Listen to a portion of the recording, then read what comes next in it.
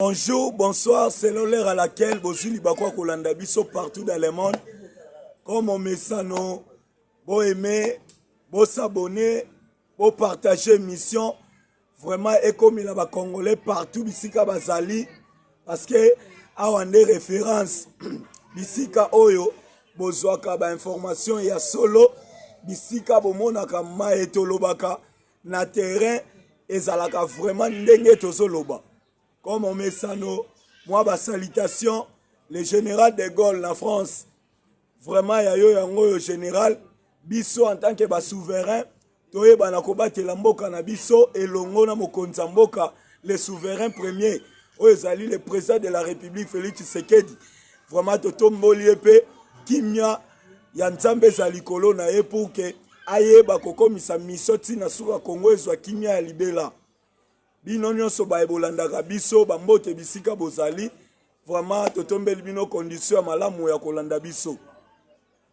Lelo toyeli bino lisusu masolo mibale ya liboso oyo boyoki retrait ya bayi M23 na kati ya Uvira. Est-ce que babimi na volonté na bango to eloko nini esali ke ba M23 babima na Uvira? Deuxièmement, toye komemela bino lisolo Kabila en fuite. Akimi pourquoi? Et Azawapi.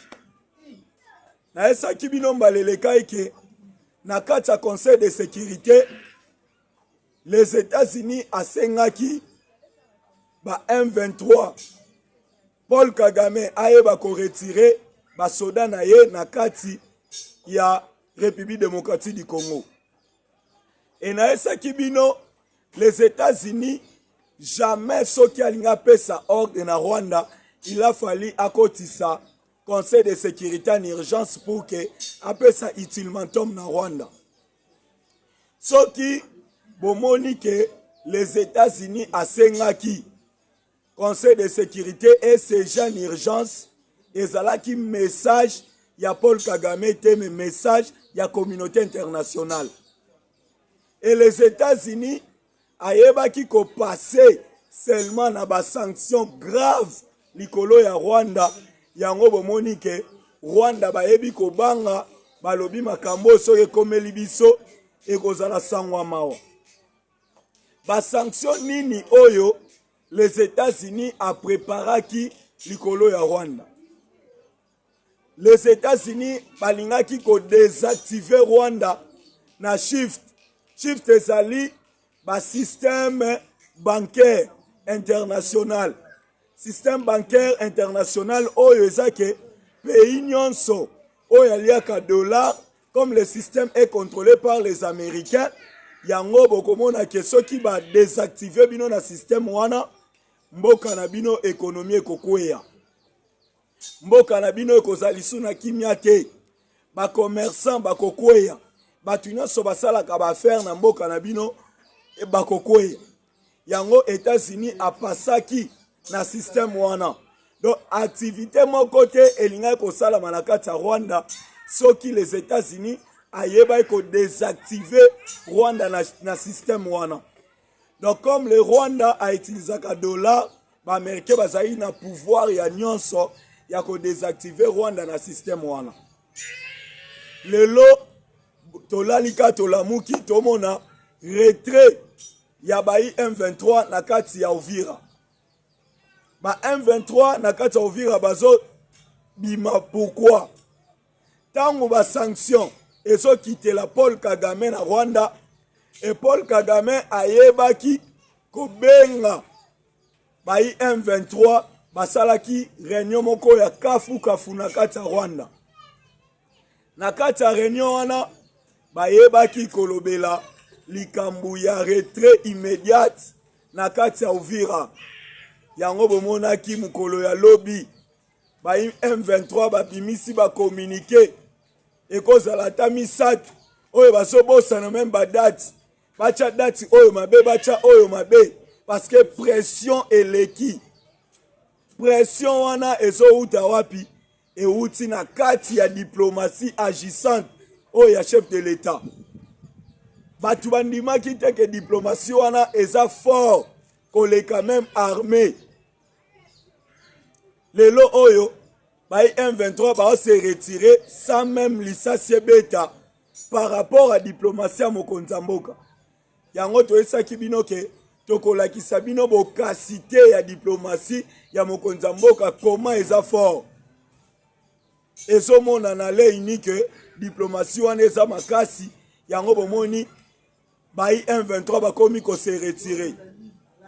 Balakisi bango munduki te, balandi bango te, me bango moko bazokanga bisaka bazobima. Donc pour dire que le lot gagné déjà diplomatie. Oui, Makobolo Bakoti, eh boy, je pose la question, est-ce que ça va? Je pose la question. Vous pensez qu'on va croiser les bras quand vous vous retirez ou bien vous pensez qu'on va se réorganiser autrement et que l'armée change très bientôt? Tshisekedi va faire. D'ailleurs, il y aura un nouveau cabinet de Tshisekedi. Je vous informe déjà qu'il y a un nouveau cabinet. Anthony Kinzo est partant. Oui, je vous informe le premier. Anthony Kinzo, c'est ça le moment de commencer à fermer Bissaka et Sili. Les bureaux de Tshisekedi changent très incessamment. Je ne sais pas quel jour, mais il y a un nouveau bureau qui arrive. Anthony, c'est terminé. Allez, ferme tes bagages. Bye. Goodbye. On a besoin de vraiment patriotes à solo. Bolandanga, Napanza, Napanza. On a besoin de patriotes. Et je dis vrai, au vrai sens du mot, des patriotes. Je n'ai jamais compris comment Anthony Kinzo était devenu directeur de cabinet de Tshisekedi. Jamais compris. Comment les gens ne peuvent pas lire facilement? Comment les gens ne peuvent pas lire facilement? Tout le monde, vous tous, vous savez, que l'oncle d'Anthony Kinzo, c'était les copains de Kabila, de Jeannette Kabila. Oui. Moudero, c'était les copains de Jeannette Kabila, non? Moudero, c'est l'oncle d'Anthony Kinzo, propre. Ils ont un même père et même mère. Oui, sa maman et Moudero, qui étaient les copains de Jeannette Kabila. Quelqu'un qui était contre Tshisekedi aux États-Unis dans la campagne de Kabila en 2017. En 2025, par un miracle de Pasteur Dalo, il est le directeur de cabinet de Tshisekedi. Vous pensez que moi, je dois accepter, je dois avaler ça parce que vous êtes quoi? Je ne peux pas avaler ça. Il est arrivé à être directeur de cabinet comment? Il peut influencer tout. Même beaucoup de nos secrets qui peuvent sortir, c'est comme ça. Biloko Nesili, nous lui disons au revoir. Il a fait ce qu'il devait faire. Mais le temps de changer le bureau et le cabinet du président de la République est arrivé. On va resserrer, on change tout. L'armée, j'ai aussi un message pour vous. Nous restructurons l'armée. Un message fort que Tshisekedi donnera aux Américains, je suis d'accord avec vous, vous allez nous former. J'ai remis tout le monde à la retraite. Nous aurons plus de 100 généraux à la retraite, je vous informe déjà aujourd'hui. Bazo Kende à la retraite. Et gardez mes mots, hein. C'est Kalonji qui vous dit ça. Anthony Kinzo, bye bye. Vous êtes partant. Que ceux qui suivront la vidéo lui donnent une partie de la vidéo pour dire que Kalonji a dit que tu es parti. Il y a un nouveau bureau qui arrive. Je suis le premier à vous annoncer ça. C'est la vérité, c'est comme ça. I'm sorry. That's what it is. C'est ça les business, non? C'était impossible de les retrouver, lui, comme directeur de cabinet. Un truc bien planifié. Quelqu'un qui on a casé par les Moudero, tout ça, avec les Jeannette Kabila, à l'amener juste là où il est. Et vous lui donnez ça, le bureau de Tshisekedi. Même si vous êtes gentil, même si Tshisekedi n'est pas tribaliste, c'est pas à ce niveau-là. Ça, c'est un risque maximal. C'est pas possible. Et maintenant, je demande au président de la République, on doit montrer ces signaux-là. Les 100 généraux vont à la retraite. Les bureaux, mais je crois que ça peut arriver à tout moment. Nous voulons une différence. Tshisekedi a fait ce qu'il pouvait. Tshisekedi a tout fait. Il a aidé les Congolais. Il a compris que je dois travailler avec les Congolais, tout le monde, pour que nous puissions construire notre nation. Mais il a compris que beaucoup sont des traîtres. Ce sont les gens qui viennent avec les agendas individuels, qui viennent pour détruire, qui viennent pour mentir et qui viennent pour tout gâcher.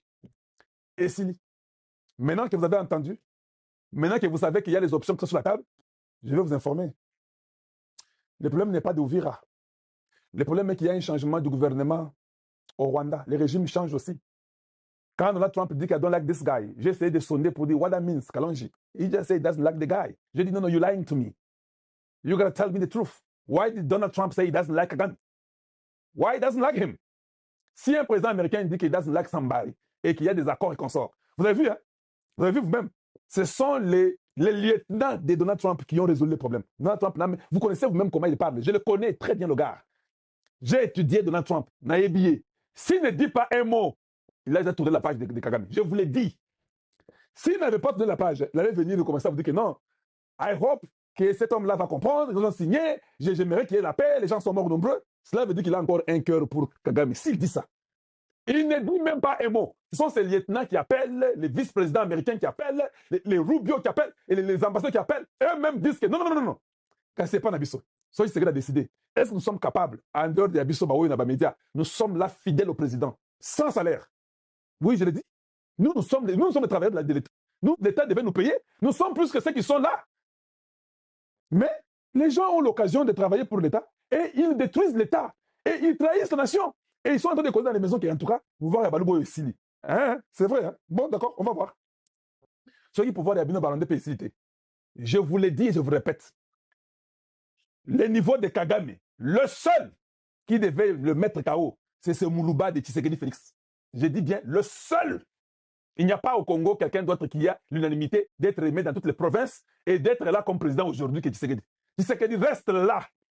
Au boy, mais là, Diavel, et puis Koufanayo. Vous allez tout dire, oh, ils sont orgueilleux. Nous ne sommes pas orgueilleux, nous sommes seulement des courageux. Ils ont orgueillité. Ils ont orgueillité, ils ont des courage. Donc,